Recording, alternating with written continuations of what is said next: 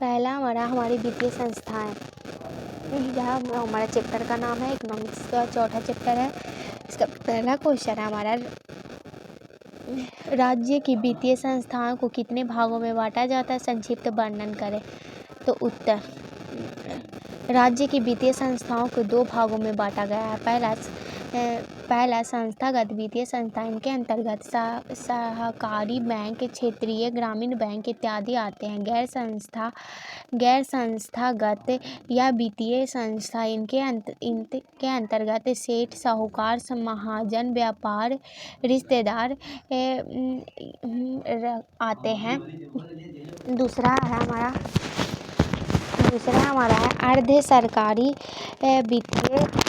वित्तीय संस्था किसे कहा जाता है। उत्तर, अर्ध सरकारी वित्तीय संस्थाएं उन संस्थाओं को कहा जाता है जो कि भारत के केंद्रीय बैंक के दिशा निर्देशन में स्थापित मापदंडों द्वारा समाज के लोगों की वित्तीय आवश्यकताओं को पूरा करता है, जैसे कि क्षेत्रीय ग्रामीण बैंक, बिहार राज्य कोऑपरेटिव बैंक, राज्य भूमि विकास बैंक इत्यादि।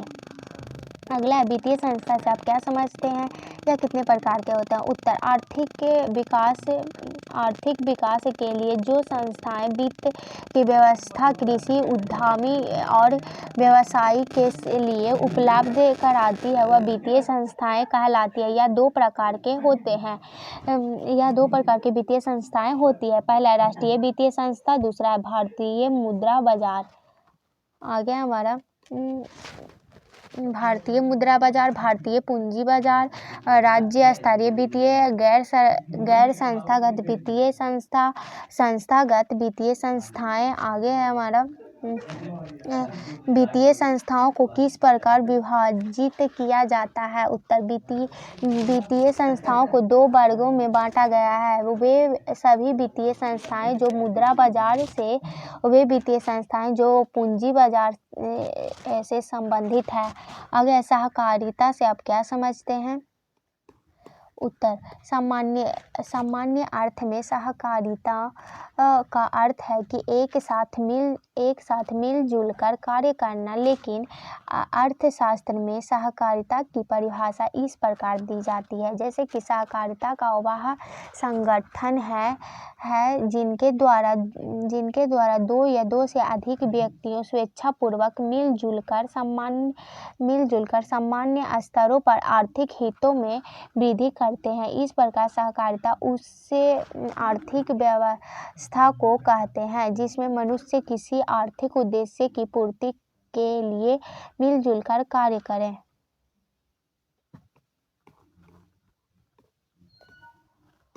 आगे है,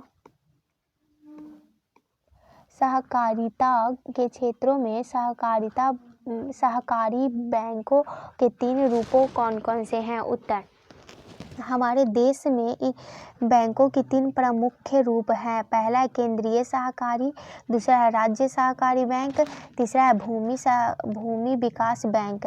आगे है, सहकारिता का तीन प्रमुख सिद्धांत कौन से हैं। तो हमारा पहला हो गया, पहला है सहकारिता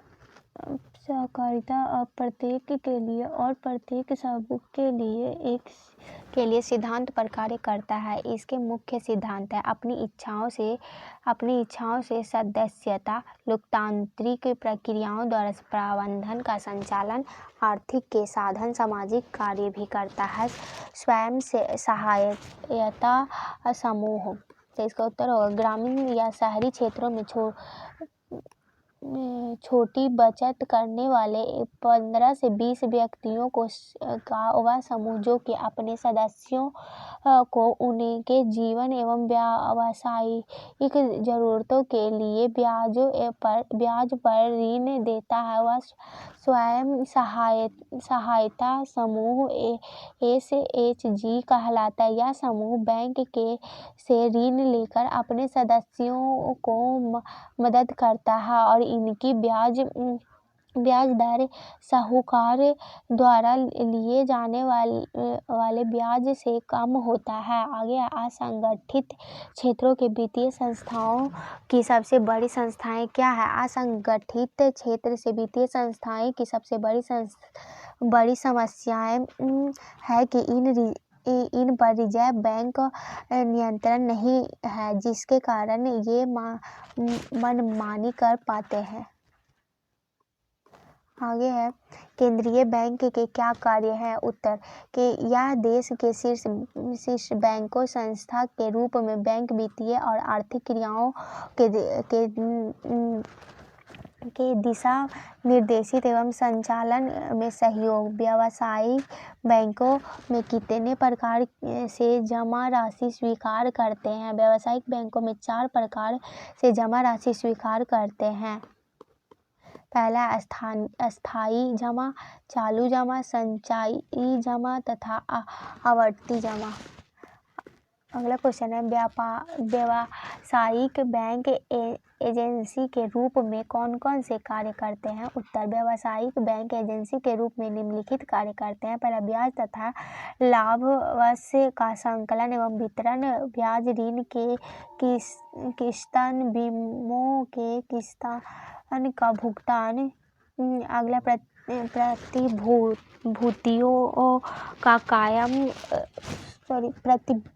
प्रतिभूतियों का क्रय विक्रय, चेक, बिल, डॉप्टर का सकल इत्यादि। आगे हमारा है, क्षेत्र के ग्रामीण बैंकों के रूप की आवश्यकताओं पर प्रकाश डालें।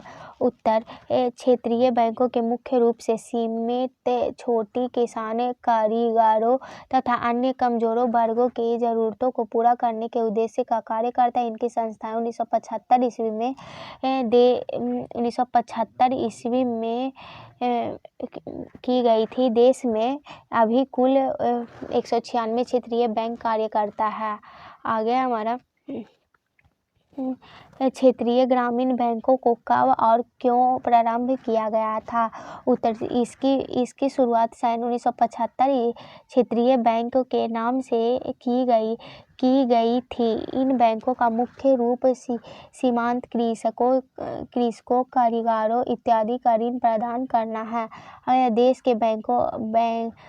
के बैंकर किसे कहते हैं? तो देश के बैंकर के अंतर्गत वैसे वित्त प्रदाता लोगों को शामिल किया जाता है जो कि बैंकों के अतिरिक्त पारंपरिक तरीके से ऋण देते हैं, जैसे कि महाजन, सेठ, साहूकार इत्यादि। ये सभी ज़्यादा प्रचलित ग्रामीण इलाकों में हैं। आगे, मुद्रा बाजार को किस प्रकार विभाजित किया जाता है?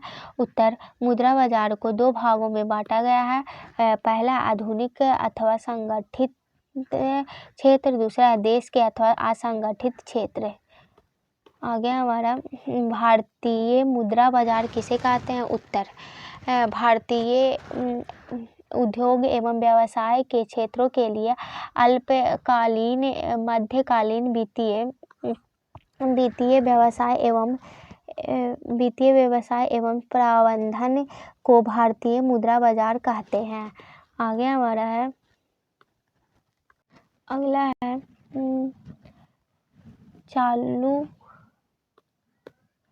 चालू खाता किसे कहा जाता है? या तो इसका उत्तर होगा वह खाता जिसमें जमा की गई रकम जब चाहे निकाली जा सकती है। चालू खाते की जमाएं चालू जमाएं कहलाती है। पूंजी बाजार किसे कहा जाता है? उत्तर, जहां कंपनी तथा औद्योगिक इकाइयों के द्वारा दीर्घकालीन वित्तीय व्यवस्था की जाती है, उसे हम पूंजी बाजार कहा जाता है। आगे, अस्थायी जमा किसे कहते हैं? उत्तर, तो जब बैंक के पास कोई रकम की निश्चित अवधि के लिए जमा करते हैं और उसे उस निश्चित अवधि से पूर्व नहीं निकाल सकते हैं, उसे हम अस्थायी जमा कहते हैं। आगे है किसान की शाखा अथवा ऋण की आवश्यकताएं क्यों है। किसान के अनेक प्रकार के आर्थिक तांगी से जूझे रहे हैं और इसके बावजूद भी कृषक कृषि पर ध्यान लगाने में विश्वास है। उन्हें खेतों की जुताई के लिए मजदूर की बीजों खरीदारी एवं उर्वरक एवं कीटनाशक के खरीदारी सिंचाई मापन के लिए ज़रूरत होता है। इसके अलावा उनका या उनके पूर्वजों का भी महाजनों के कर्जा लिए गए होते हैं। उपयुक्त सभी कारणों से किसानों को शाखा अथवा ऋण की आवश्यकताएं होती है।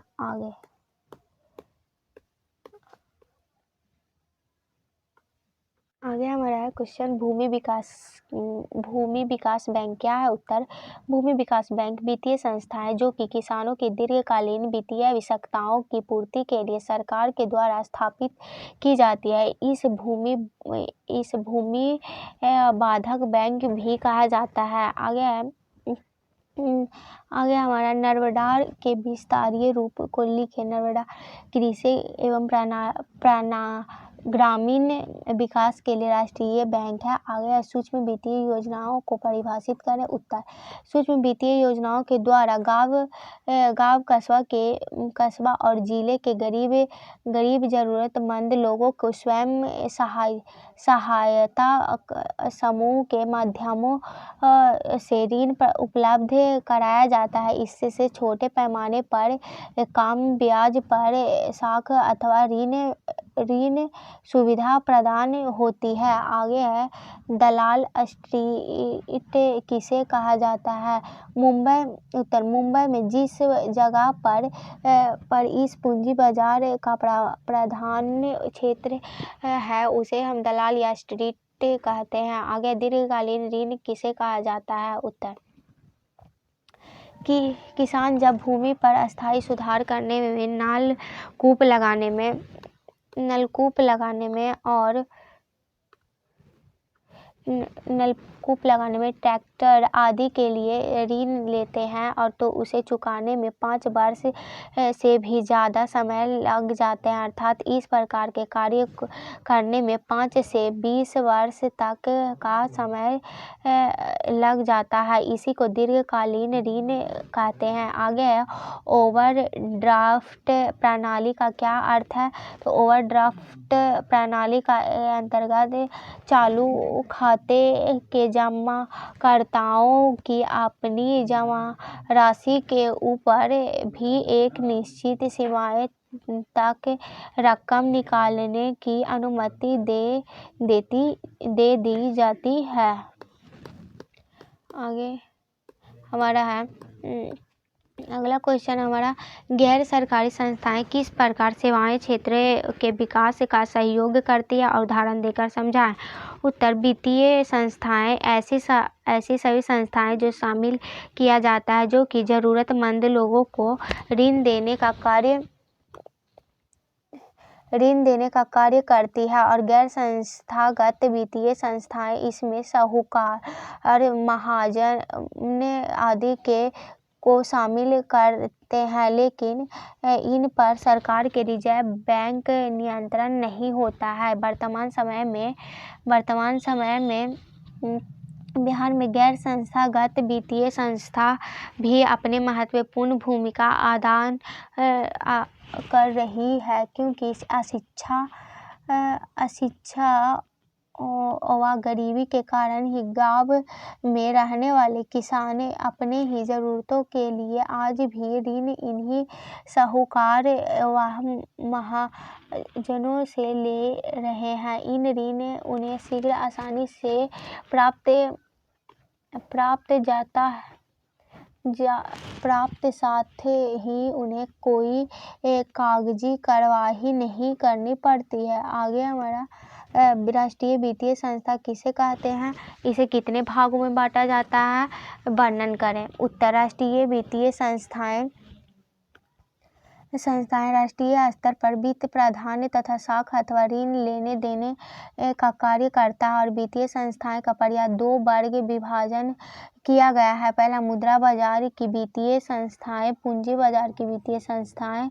मुद्रा बाजार के वित्तीय संस्थाएं शाखा ऋण का अल्पकालीन लेन देन करती है। इसके अलावा विपरीत पूंजी बाजार की संस्थाएं उद्योगों अथवा व्यापार के दीर्घकालीन शाखा की आवश्यकताओं को पूरा करती है। मुद्रा बाजार की वित्तीय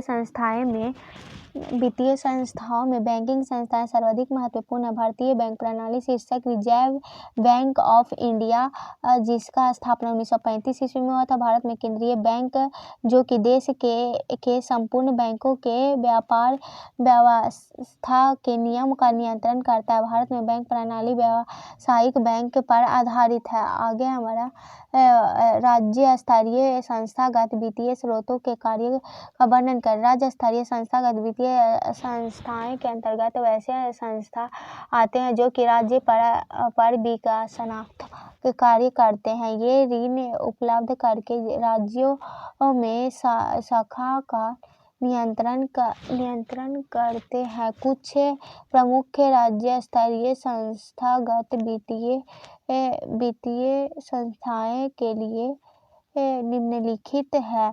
आगे हमारा सहकारी बैंक। सहकारी बैंकों की स्थापना अलग अलग राज्यों के द्वारा बनाई गई है। सहकारी समितियों के अधिनियमों द्वारा की गई है। भारत सरकार बैंकों के आधारभूत कार्य पूरा करते वस्तुतः भारत के सहकारी बैंकों का गठन 3 स्तरों वाला है। राज्य सरकार बैंक के संबंधित राज्य शीर्ष संस्था होती है। इसके बाद हम जिला सहकारी बैंक जिला स्तर पर कार्य करते हैं।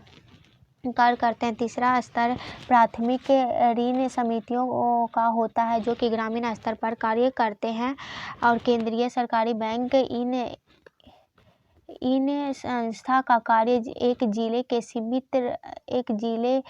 तक ही सीमित रहता है। सहकारी बैंकों की सदस्यता सिर्फ सहकारी समितियों को ही प्राप्त है। भारत के समस्त राज्यों में इस प्रकार की संस्था है। यह बैंक सहकारी शाखा समितियों के आवश्यकता अनुसार ऋण प्रदान करते हैं, जिससे कि ये समितियों को तथा अन्य सदस्यों को समुचित आर्थिक सहायता उपलब्ध कर सके। आगे हमारा क्षेत्रीय ग्रामीण बैंक की स्थान विशेषकर दूर दराज के ग्रामीण क्षेत्रों में उन लोगों के बैंकों की सुविधा पहुंचाने के उद्देश्य की गई है जहां बैंक की सुविधा उपलब्ध नहीं है। इन बैंकों का मूल्य उद्देश्य समाज का उन कमजोर वर्गों के लोगों को रियायती दर पर संस्थागत ऋण उपलब्ध कराना है। इनका एक उद्देश्य है ग्रामीण बचत को जोड़कर उत्पादक गतिविधियों में लगाना भी है। अगला है नाबार्ड ग्रामीण हज में एक शीर्ष स्तर संस्था के रूप में अनेक वित्तीय संस्थाओं को निर्वित संविधान प्रदान करता है। ग्रामीण क्षेत्रों में उत्पादक गतिविधियों का विस्तार क्षेत्रों को बढ़ावा देने के लिए ऋण देती है और यह केंद्र सरकार के द्वारा गारंटी प्राप्त बॉन्ड तथा ऋण जारी करके भी साधन जुटा सकता है। इसके अतिरिक्त यह राष्ट्रीय ग्रामीण शाखा निधि के संस्था का भी प्रयोग होता है। भूमि विकास बैंक किसान दीर्घकालीन वित्तीय आवश्यकताओं की पूर्ति के लिए इसकी स्थापना की गई है। बैंक किसानों को भूमि खरीदना, भूमि स्थानीय साधारण करने अथवा पुराने ऋणों का भुगतान करने के आदि दीर्घकालीन की व्यवस्था करते हैं। भूमि विकास बैंक किसानों की अचल संपत्ति को बांध कर रखकर ऋण प्रदान करते हैं और साधारणतः प्रतिभूति मूल्य का 50% दिया जाता है। चौथा क्वेश्चन है, भारत के संस्थागत वित्तीय स्रोत कौन कौन से हैं? तो उत्तर, राष्ट्रीय वित्तीय संस्थाएं वे संस्थाएं जो कि देश में वित्तीय आर शाखा नीति के निर्देशन एवं निर्धारण करती है एवं राष्ट्रीय स्तर पर वित्त उपलब्ध कराना का काम करती है। राष्ट्रीय वित्तीय संस्थाएं दो प्रमुख अंग हैं। पहला भारतीय मुद्रा बाजार, दूसरा है भारतीय पूंजी बाजार। आगे इसमें है हमारा पहला भारतीय मुद्रा बाजार में पढ़ने के लिए दिया है। तो भारतीय मुद्रा बाजार का बाजार है जिसमें मुद्रा के केंद्र एवं मुद्रा के क्रेता एवं विक्रेता का लेन देन। भारतीय मुद्रा बाजार के दो क्षेत्र, प्रथमता आधुनिक अथवा संगठित क्षेत्र। शीर्ष पर भारत का रिजर्व बैंक ऑफ इंडिया, इसके अलावा राष्ट्रीयकृत गैर राष्ट्रीयकृत बैंक। दूसरे क्षेत्रों में देश अथवा असंगठित क्षेत्रों के अंतर्गत देश के बगैर तथा मुद्रा उधार लेने वाले विनिमय व्यक्ति आते हैं। या भारतीय राष्ट्रीय बैंक प्रणाली के निम्नलिखित 3 प्रकार बैंक व्यवस्था कायम है। दूसरा है केंद्रीय बैंक, के वाणिज्य बैंक, सहकारी बैंक। दूसरा में हमारा भारतीय पूंजी बाजार, तो इसका हो जाएगा भारतीय पूंजी बाजार, जहां कंपनियां तथा औद्योगिक इकाइयों के लिए दीर्घकालीन वित्तीय व्यवस्था की जाती है, वह पूंजी बाजार बैंक कहा जाता है। इनके 2 अंग हैं, जिसे प्राथमिक बाजार और द्वितीय बाजार कहा जाता है। प्राथमिक बाजार के अंतर्गत कंपनियों के नए हिस्से का निर्माण होता है, जबकि द्वितीय बाजार के स्टॉक में अथवा शेयर बाजार हो जाता है। इस प्रकार भारतीय पूंजी बाजार मूलतः प्रतिभूति बाजार, औद्योगिक बाजार, विकास वित्तीय संस्थाएं, गैर बैंकिंग कंपनियां, वित्तीय संस्थाएं पर आधारित वित्तीय संस्थाएं किसी भी देश का मेरुदंड माना जाता है। आगे हमारा बिहार के कार्यकर्ता विभिन्न गैर संस्थागत एवं संस्थागत वित्तीय संस्थाओं की विवेचना कीजिए। उत्तर, वित्तीय संस्था ऐसे सभी संस्थाएं को शामिल किया जाता है जो कि जरूरतमंद लोगों को ऋण देने का कार्य करती है, और ये संस्थाएं 2 प्रकार की होती है। पहला, गैर संस्थागत वित्तीय संस्थाएं। इसमें हम साहूकार, महाजन आदि को शामिल करते हैं, लेकिन इन पर सरकार व रिजर्व बैंक का नियंत्रण नहीं होता है। गैर संस्थागत वित्तीय संस्थाएं वर्तमान समय में बिहार के गैर संस्थागत वित्तीय संस्था भी अपनी महत्वपूर्ण भूमिका अदा कर रही है, क्योंकि अशिक्षा व गरीबी का कारण गांव में रहने वाले किसान अपनी जरूरतों के लिए आज भी ऋण इन्हीं साहूकार व महाजनों से ले रहे हैं। इन ऋण उन्हें शीघ्र व आसानी से प्राप्त हो जाता है, और साथ ही उन्हें कोई कागजी कार्यवाही नहीं करनी पड़ती है। आगे है संस्थागत वित्तीय संस्थाएं। इसमें बैंक क्षेत्र, ग्रामीण बैंक, सहकारी बैंक, राज्य वित्तीय निगम आदि शामिल किया जाता है।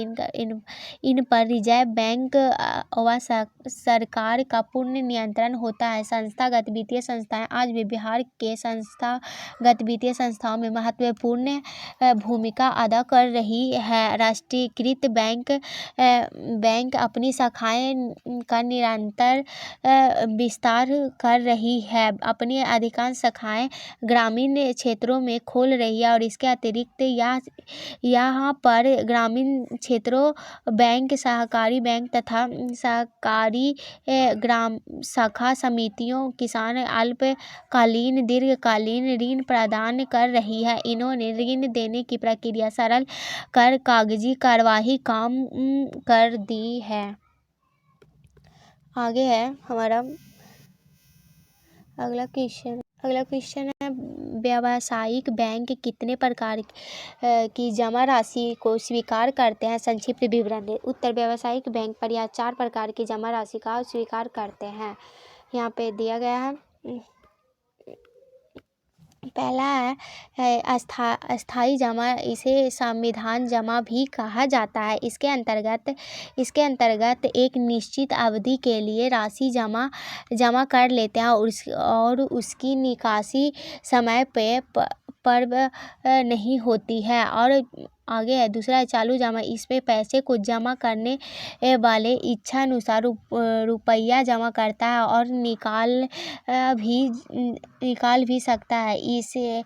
इसे मांगे जमा भी कहते हैं। आगे संचयी जमा, इसमें ग्राहकों बैंकों के द्वारा निकालने के अधिकार को सीमित कर देता है और इसमें एक निश्चित रकम अधिक निकासी हो सकती है। आगे आवर्ती जमा, इस प्रकार के खाते में ग्राहकों के प्रति निश्चित राशि जमा करनी होती है और यह निश्चित अवधि 60 माह या 72 माह होती है। आगे रिजर्व बैंक ऑफ इंडिया, विभिन्न कार्यों की विवेचना कीजिए। तो रिजर्व बैंक ऑफ इंडिया के प्रमुख निम्नलिखित कार्य हैं। पहला है रिजर्व बैंक को नोट निर्गमन का एक अधिकार प्राप्त हुआ है। रिजर्व बैंक केंद्रीय तथा राज्य सरकार बैंक संबंधी समस्याएं कार्य करता है। रिजर्व बैंक का आवश्यकताएं के समय समय पर उनका उचित मार्गदर्शन करता है, उन पर पूर्ण नियंत्रण होता है। आगे रुपये का विनिमय दर स्थिर रखना रिजर्व बैंक ऑफ इंडिया एक महत्वपूर्ण कार्य है। रिजर्व बैंक मुद्रा शाखा का नियमित एवं नियंत्रण करता है। यह देश के अनुसूचित बैंकों को संशोधन गृह की सुविधा प्रदान करता है। यह महत्वपूर्ण आर्थिक एवं मौद्रिक आंकड़े एकत्रित कर उन्हें एक वार्षिक रिपोर्ट के रूप में प्रकाशित करता है। आगे है सहकारिता के मूल तत्व क्या है, बिहार के विकास में इसकी भूमिका का वर्णन करें। उत्तर, सहकारिता के एक ऐच्छिक संगठन है। इसमें व्यक्तियों स्वेच्छ से अपनी आर्थिक उन्नति के लिए सम्मिलित होते हैं। सहकारिता का मूल तत्व इस प्रकार है। पहला, सहकारिता का एक ऐच्छिक संगठन। दूसरा है इसमें सदस्यों का समान अधिकार प्राप्त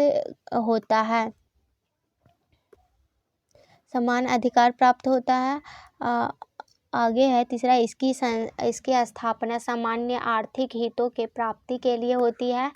चौथा है इसका प्रबंधन प्रजातांत्रिक सिद्धांतों के आधार पर होते हैं। इसी में है आगे दिया हुआ, बिहार एक ग्रामीण प्रधान राज्य है। यहाँ लगभग 90% जनसंख्या ग्रामीण क्षेत्रों में निवास करती है। इनके अधिकांश कृषि एवं इससे संबद्ध क्रियाकलापों द्वारा जीविकोपार्जन करते हैं। बिहार में ग्रामीण परिवारों में बहुत छोटे अथवा सीमित किसानों तथा भूमिहीन श्रमिकों की संख्या सर्वाधिक है। इस प्रकार सीमित साधनों वाले व्यक्ति सहकारी संस्थाओं के माध्यम से अपने ही आर्थिक में वृद्धि कर सकते हैं और हमारे राज्य विकास सहकारिता भूमिका कई प्रकार के महत्वपूर्ण हो सकती है। वर्तमान में सहकारी संस्थाएं कृषि ऋण की आवश्यकताओं का एक बहुत छोटा भाग करती है। परिणामतः महाजनों आदि के छोटे किसानों पर निर्भर बहुत अधिक है। सहकारिता विस्तार के ग्रामीण क्षेत्रों में महाजनों को साहूकार का प्रभुत्व कम होगा तथा ब्याज की दर में गिरावट आएगा। सहकारी संस्थाएं कृषि उपज के विक्रय, भूमि की चंदावधी तथा उन्नत खेती की व्यवस्था करने में भी सहायक हो सकती है। राज्य के विभाजन के पश्चात बिहार के अधिकांश बड़े और मझौले उद्योगों में झारखंड में चले आए गए अथवा राज्यों के छोटे आकार वाले उद्योगों के प्राधान्यता है, लेकिन पूंजी के अभाव में बिहार का अधिकांश कुटीर एवं लघु उद्योग हो गए हैं। इनका पुनरुद्धार में भी सहकारी संस्थाएं की महत्वपूर्ण भूमिका हो सकती है। आगे हमारा अगला क्वेश्चन है, भारत में सहकारिता के विकास का वर्णन करें। उत्तर, भारत में सहकारिता की शुरुआत विविधता के रूप में सहकारी शाखा अधिनियम 1904 में पारित होने के बाद हुई है। इसके अनुसार गांव या नगर में कोई भी 10 व्यक्ति मिलकर सहकारी शाखा समिति की संस्था कर सकते हैं, लेकिन 1904 में अधिनियम पारित हुआ है। उसके क्षेत्र में विस्तृत करने के लिए 1912 में सहकारी समिति अधिनियम पारित किया गया, जिसके अनुसार सहकारी शाखा गैर सरकारी शाखा समितियों की स्थापना की व्यवस्था की गई। 1929 में महान आर्थिक मंदी के कारण इसके विकास में कुछ बाधाएं आई है, लेकिन रिजर्व बैंक ने 1935 में इनमें सक्रिय सहयोग देकर प्रोत्साहन किया है। भारत में योजना काल 53 वर्ष अवधि में सहकारिता की अच्छी तरह प्रगति 1950 से लेकर 51 यहाँ 1.8 लाख सहकारी समितियों हैं, जिनके सदस्यों की संख्या 173 लाख से बढ़कर 2001 से लेकर 2 में क्रमशः 5.28 लाख हो गई है। और इस काल में सहकारी समितियों की संख्या 3 गुनी समितियों के सदस्यों के संख्या में 13 गुना वृद्धि हुई है। आगे है, भारत में सहकारिता की शुरुआत किस प्रकार हुई है, संक्षिप्त वर्णन करें। उत्तर, भारत में सर्वप्रथम 1904 में सहकारिता शाखा समिति पारित हुआ है, जिसके अनुसार कोई भी 10 व्यक्ति मिलकर सहकारी शाखा समिति की स्थापना करते हैं। सन 1912 में एक और अधिनियम आया है, जिसके अंतर्गत ऋण के अतिरिक्त अन्य उद्देश्यों के लिए केंद्रीय संगठनों की स्थापना की व्यवस्था की गई है। 1914 में मैग्लोगन समिति नियुक्त की गई है, जिनसे इनकी भावी पीढ़ी रेखा तैयार है। 1919 में राजनीतिक सुधारों के अनुसार इसे प्रांतीय सरकारों का हस्तांतरित विषय बना दिया है। इस संचालन अब राज्य सरकारों के द्वारा होता है। आगे हमारा सूक्ष्म वित्त योजना महिलाओं किस प्रकार लाभान्वित हुई है। भारत में ऋण औपचारिक स्रोतों एवं बैंक ऋण प्राप्त करने के लिए ऋणधारक की आवश्यकता पड़ती है। गरीब महिलाओं के पास पर्याय नहीं होता है कि कर्जदार बाई खातों एवं गड़बड़ी कर वे उनका शिष्य करता। महिलाओं में स्वयं सहायता समूह में अपने संगठित कर लेते हैं। अपनी बचत क्षमता का उपयोग कर वे पूंजी खंड कर लेती है। वह पूंजी का उपयोग सदस्यों के छोटे ऋण की जरूरतों के लिए किया जाता है। कुछ वर्ष क्रियाकलापों के बाद पश्चात स्वयं सहायता समूह बैंक के साथ संबंध हो जाता है। बैंक उन्हें बिना ऋणांतरण उचित ब्याज दर पर ऋण उपलब्ध कराता है। इसके उपयोग महिलाएं स्वरोजगार के अवसर पैदा करने के लिए करती है। महिलाएं हाथकघर,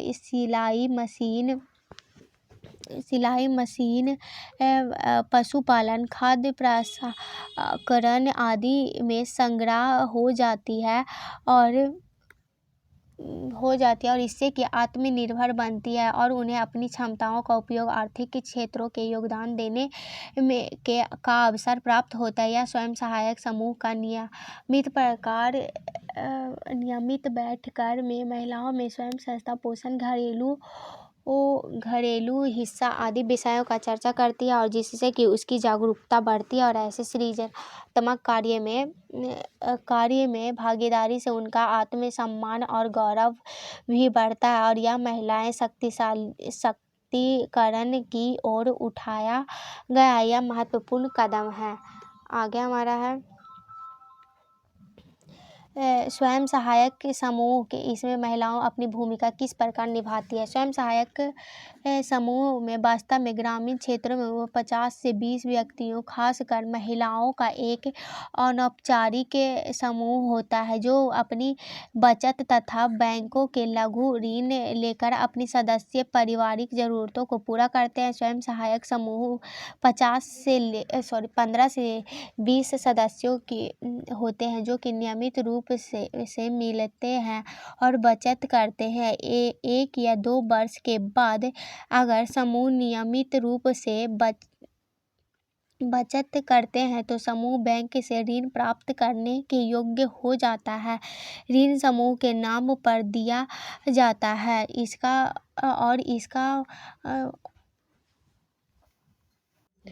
बचत करते हैं और समूह बैंक ऋण प्राप्त करने के योग्य हो जाते हैं। ऋण समूह का नाम पर दिया जाता है और इसका मार्क्स सदस्यों के लिए स्वरोजगार के अवसरों का सृजन करता है और इससे कि न केवल महिलाएं के आर्थिक रूप में स्वावलंबी हो जाते हैं बल्कि समूह की नियमित बैंकों के जरिए लोगों को सामाजिक विषयों पर चर्चा करने का अवसर भी मिलता है। महिलाएं दिए गए ऋण के द्वारा छोटे छोटे कर्जा अपने गिरवी जमीन छुड़वाने के लिए कार्यशील पूंजी बीज खाद आदि के लिए घर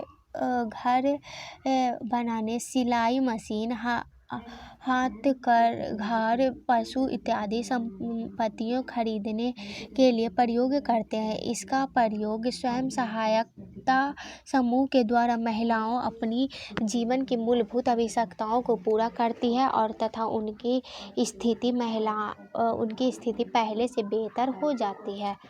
आगे